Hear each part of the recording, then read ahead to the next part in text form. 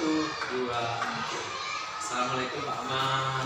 Alhamdulillah. Oh iya Pak Ahmad, mohon maaf kemarin Pak Ahmad ngebel ya sambil di jalan. Pak Ahmad mau konsultasi mengenai cara pembelajaran ya Pak. Sana lah ya. Oke, sebelumnya Pak Ahmad sehat ya Pak Ahmad? Alhamdulillah sehat. Sama Pak Ahmad saya baru sempat untuk ketemu Pak Ahmad hari ini ya. Iya, sebenarnya ada apa sih Pak Ahmad? Enggak, kalau itu kan kalau pembelajaran saya di kelas 5 itu banyak mengalami kendala. Oh, yang mengalami kendala Pak Ahmad. Yang pertama kendalanya itu pertama fasilitas lah. Fasilitas kelas itu Sana. masalah pembelajaran. Yang kedua ketika kita belajar Pak, anak-anak itu sering libur. Di situ ketika saya mengasih keterangan sedikit itu dia kurang memperhatikan memang dalam masa sekarang ini yang penting itu anak aktif, cuma kalau gurunya nggak ngasih keterangan sedikit-sedikit ya masih kurang terlalu. Oh iya. Berarti memang ada beberapa kendala. Yang pertama fasilitas ya Pak ya, yang kedua pengalaman pembelajaran, terus yang ketiga adalah kendala Waktu belajar pembelajaran. anak-anak itu ya. Oke Pak Ahmad, ada 3 masalah ini.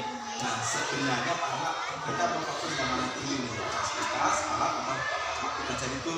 Kalau fasilitas bisa di inilah ya bisa di tangani lah, disiasati dengan fasilitas atau alat seperti yang ada di sekitar kita. Berarti ada yang Tidak diatasi.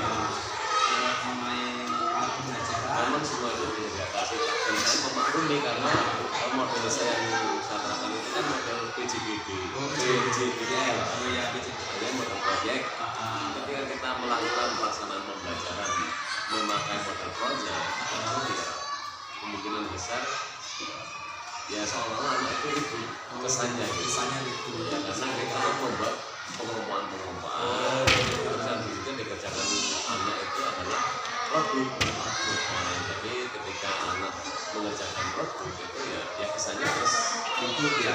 Oh iya, seperti setelah saya merenung ya memang benar artinya ketika model pembelajaran yang dilakukan itu project produk itu ya terkesan pasti ribut. Oh berarti sebenarnya ribut itu bukan masalah Pak ya, ribut anak-anak bekerja ya kan. Oke, berarti Pak Ahmad sebenarnya kan ada dari 3 permasalahan ini Pak Ahmad sudah menemukan nih solusinya masing-masing ya, bahwa ternyata anak ribut ini sebenarnya bukan ribut tapi memang benar-benar anak mengerjakan dengan komunikasi dengan teman sekaliannya. Dan solusi yang paling ini waktu pertemuan pertama anak nggak saya kasih tugas masing-masing tugas individu. Jadi terkesan anak itu mengandalkan teman yang lain. Oh gitu, saling mengandalkan. Saling mengandalkan.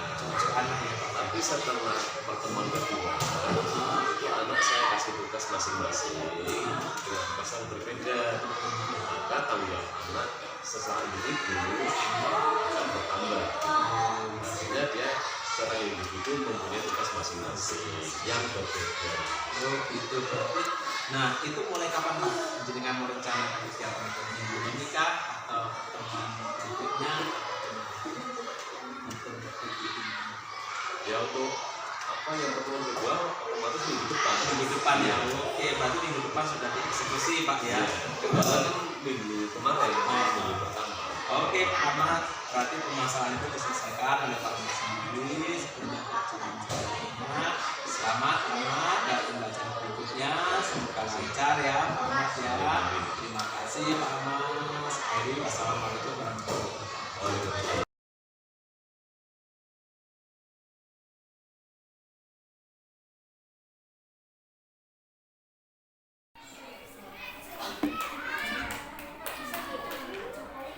Ya, kalau udah dikumpul.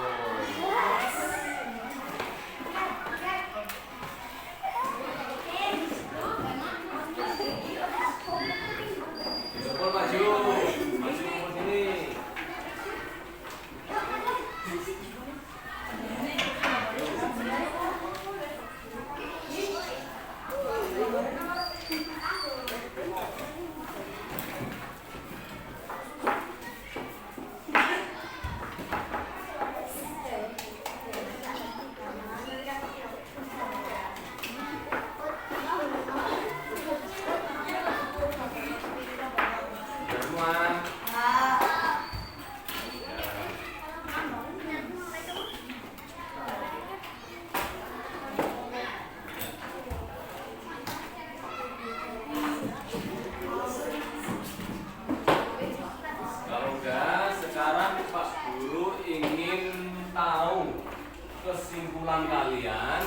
pembelajaran ini gimana?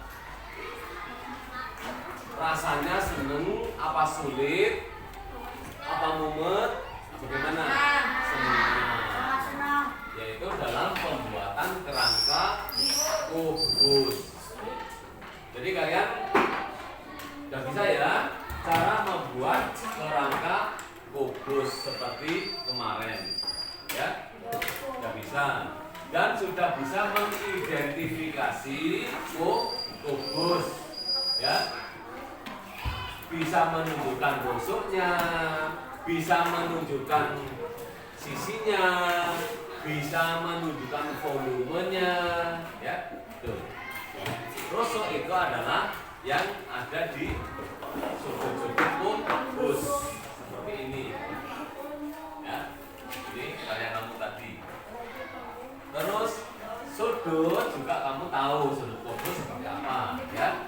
Tuh. Intinya kesimpulan pada pembelajaran hari ini kalian merasa senang dan bisa dan senang, ya. Selanjutnya setelah kalian mengerjakan soal tadi, apa yang kira-kira sulit dikerjakan? Yaitu menghitung volume. Menghitung volume itu tadi apa? Pak Guru belum lihat kerjaan kalian hasilnya. Menghitung volume itu adalah sisi kali sisi kali sisi, itu rumusnya. Kalau sisinya misalnya 10 cm, berarti 10 cm kali 10 cm kali 10 cm. 10 cm kali 10 cm berapa? 100 cm. 100 cm kali 10 cm berapa? 1000 cm. Berarti volume kubus itu adalah 1000 cm. Itu ya. Terus misalnya sekarang Pak Guru ada tambahan ini ya, walaupun tadi kalian sudah mengerjakan di kertas, ada tambahan pertanyaan. Tambahan pertanyaannya yaitu misalnya ada sebuah kubus dengan panjang rusuknya 5 cm, panjang rusuknya ya 5 cm. Berarti semua panjang rusuk kubus itu diakumulasikan, dijumlahkan menjadi berapa senti semuanya? Coba bisa jawab. Kubus itu berapa rusuknya? 12. Berarti cuma dikalikan aja 5 cm kali 12. Si Krisna bisa tapi mau jawab malu. Yaitu berapa? 12 kali 5 untuk 100. 12 kali 5 yaitu 60 cm. Ya, ketika kita melihat kubus, satu kubus itu panjang rusuknya itu 5 cm. Kalau dijumlah keseluruhan rusuk itu menjadi 5 kali 12 yaitu 60 cm keseluruhannya. Ya, dapatkan ya. Jadi pelajaran masalah kubus sudah paham semua. Untuk pertemuan depan kita akan pokok bahasanya akan ganti, tapi masih tentang bangun ruang, tapi bukan rumus lagi, yaitu ke bangun ruang balok ya. Bedanya balok dan kubus, kalau kubus rusuknya sama panjang, kalau balok itu ada panjangnya, ada lebarnya, ada tingginya, itu ya. Sekedar untuk menyampaikan pelajaran-pelajaran yang akan datang. Nah,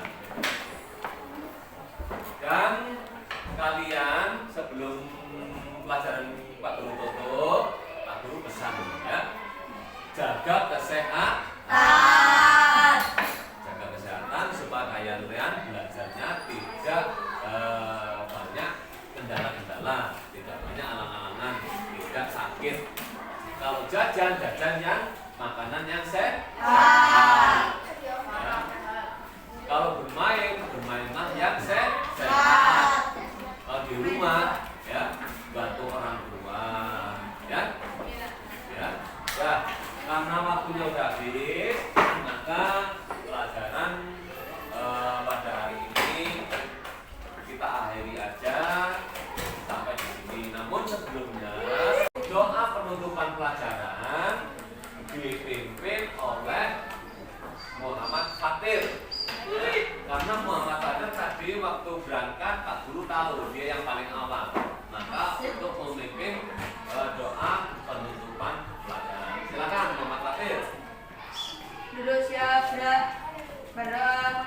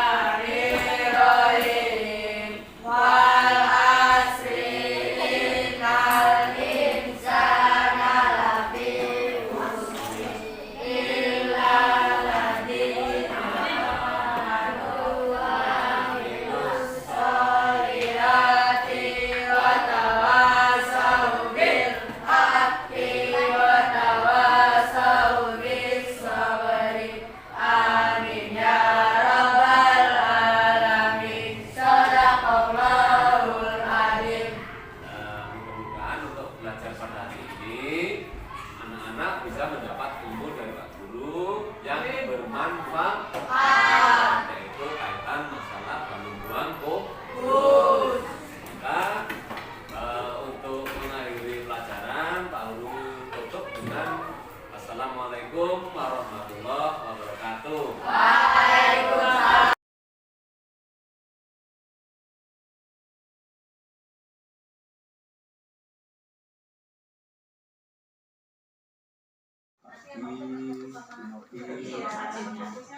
Pak Ahmad Fatoni, terima kasih kita sudah berkumpul di sini. Untuk kegiatan hari ini adalah pasca observasi yang sudah kita lakukan. Kegiatan kemarin Pak Ahmad mengambil video di kelas waktu Pak Ahmad pembelajaran, ya. Kita kan sebenarnya sudah pra observasi ya, waktu Pak Ahmad membahas tentang bagaimana supaya pembelajaran pembuatan video itu di kelas itu bisa menarik pembelajarannya, membuat anak-anak senang dan sebagainya. Nah, itu sudah dilakukan ya Pak ya. Nah, setelah itu kita pun sudah melakukan kegiatan di ruangan. Saya melihat Pak Ahmad langsung, Bu, waktu itu Pak Ahmad luar biasa, usianya sudah 56 tahun, tapi pakai laptop dan sebagainya. Saya juga tertarik waktu itu, nggak taunya Pak Ahmad menerapkan metode pembelajaran diferensiasi. Jadi anak itu dibagi dalam kelompok. Nah, itu saya sangat senang sekali. Ya, meskipun kata Pak Ahmad, kok Pak Wahyu anak saling rebut, saling ini ya, itu nanti kendala itu bisa ada. Jadi Pak Ahmad, kita sudah melakukan itu. Bagaimana perasaan Pak Ahmad setelah melakukan kegiatan pembelajaran kemarin? Dalam pembelajaran saya waktu akad itu, ya saya merasa senang karena anak juga merasa senang, sehingga saya juga ikut merasa senang. Artinya kita dalam pembelajaran itu yang fokus utama itu anak didik kita.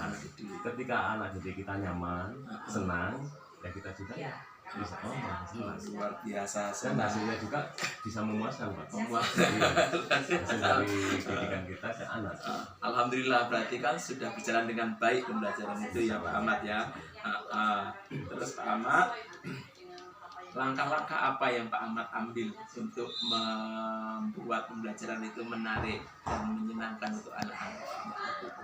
Untuk yang pertama, langkah-langkah saya itu memilih model Pembelajaran. model yang saya terapkan waktu itu model PJPL. PJPL luar biasa. Proses learning. Artinya itu mencakup beberapa hal, terutama yang namanya project itu kan pasti produk ya Pak, yang dihasilkan. Artinya kita dalam pembelajaran itu membuat kelompok anak itu supaya untuk membuat produk. Ketika waktu itu dalam pembelajaran saya itu bahasanya masalah bangun ruang ya. Jadi anak membuat produk yaitu untuk memberi membuat ruang yang waktu itu namanya fokus. Setelah itu, setelah anak mengerjakan, sebelum anak mengerjakan, kita bagi kelompok, jadi 4 kelompok, masalah itu. Terus setelah itu anak suruh mengerjakan, kami berikan alat, media untuk pembelajaran untuk mengerjakan proyek itu, sehingga setelah produk itu sudah jadi, anak suruh mempresentasikan satu persatu untuk mewakili kelompok masing-masing. Oke, jadi semuanya itu sudah langkah-langkahnya sudah dilakukan ya Pak ya. Insya Allah. Dari pembelajaran awal, penyiapan materi dan lain sebagainya. Ada nggak Pak yang saya kendala yang Bapak hadapi di kelas? Itu kan anaknya jumlahnya banyak. Kalau kendala dalam pembelajaran itu ya bisa, mungkin keseluruhan pasti ada, terutama pembelajaran dalam yang saya terapkan itu.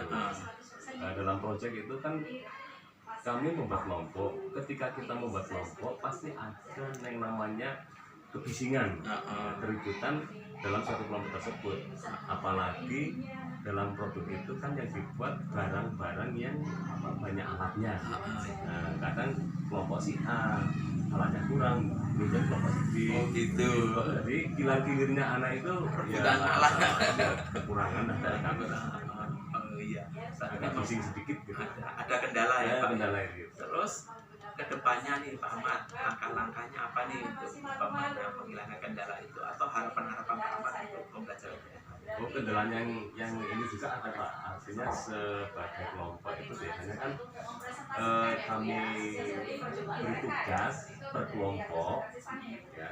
Sebelumnya enggak kami beri tugas satu persatu, artinya dalam individu itu mengerjakan satu kerjaan, individu yang lain mengerjakan satu kerjaan yang lain, bukan begitu.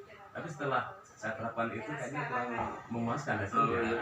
Jadi perbaikan saya dalam pembelajaran itu, tiap individu diberi tugas yang lain Pak. Oh gitu. Enggak sama.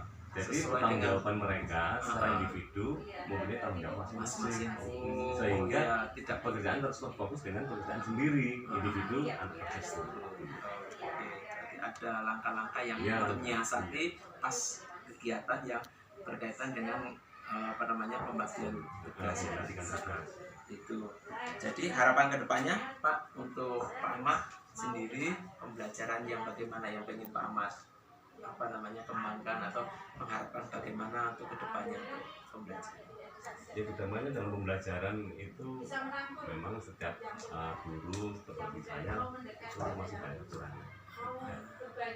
Dalam waktu itu kekurangan saya sebagai pembelajar atau sebagai guru itu kurang menyesuaikan masalah teknologi Pak. Oh teknologi. Terus terang kami kan udah tua usia ya, untuk teknologi kami tertinggal lah gitu. Jadi untuk kedepannya kami tetap akan belajar walaupun usia masih udah tua lah bulan ya. Jadi tetap ingin belajar untuk menguasai teknologi. Karena dalam pembelajaran kemarin kan kami nggak memakai LCD. Dan untuk kedepannya kami insya Allah ya, akan berusaha semaksimal mungkin untuk memakai LCD dalam belajar. Luar biasa Pak. Meskipun nggak pakai LCD Bu, luar biasa antusias anak kan dibagi dalam kelompok. Yang ini bagian untuk audio, yang ini visual, yang ini maksudnya mereka saling kolaboratif. Yang saya suka itu maju masing-masing. Diferensiasinya kelihatan banget kan dibagi dalam kelompok. Ya meskipun terjadi ada anak yang enggak, Ya tetap ada anak. tapi sudah disiasat. Oke Pak Ahmad, terima kasih. Ternyata luar biasa dari pasca observasi sampai tindakan kita di kelas ada hasil yang memuaskan ya. Bahkan anak pun senang seperti yang Pak Ahmad katakan. Pak Ahmad pun merasa senang. Ada kendala yang sudah Pak Ahmad tentukan metode untuk mengatasinya, langkah-langkahnya bahkan ke depannya. Nah, mudah-mudahan semua ini akan meningkatkan kemampuan kita bersama untuk benar-benar melayani anak-anak kita ya Pak Ahmad ya. Terima kasih atas waktunya Pak Ahmad selama observasi kali ini. Terima kasih, semoga kita tetap kuat untuk berbenah, untuk maju terus Semoga semuanya lancar. Saya akhiri, wassalamualaikum warahmatullahi wabarakatuh. Waalaikumsalam warahmatullahi wabarakatuh. Luar biasa ya, jadi di sini Pak Wahyu ini terlihat rileks sebagai seorang coach. Di sini Pak Wahyu tidak ada di sini sedikit pun menggurui atau bahkan memberikan tips. Jadi Pak Wahyu di sini sudah sukses lah sebagai seorang coach dengan memberikan pertanyaan-pertanyaan romantik sehingga Pak Ahmad ini langsung terbuka, oh seperti ini. Tadi ditanya problemnya apa sih ketika identifikasi masalah, langsung diarahkan untuk Pak Ahmad ini menyelesaikan masalahnya sendiri. Jadi Pak Wahyu ini selaku coach ini bukan sebagai seorang pengajar, benar sekali. Jadi membantu menyelesaikan masalah itu digali dari luar biasa. Pak Wahyu urutannya juga sudah pas, juga sesuai dengan coaching kita. Jadi sudah cocok lah Pak Wahyu ini sebagai coach Wahyu. Oke, terima kasih Bunda, terima kasih Pak Ahmad. Sama-sama. Luar biasa. Oke Pak Arif, cukup.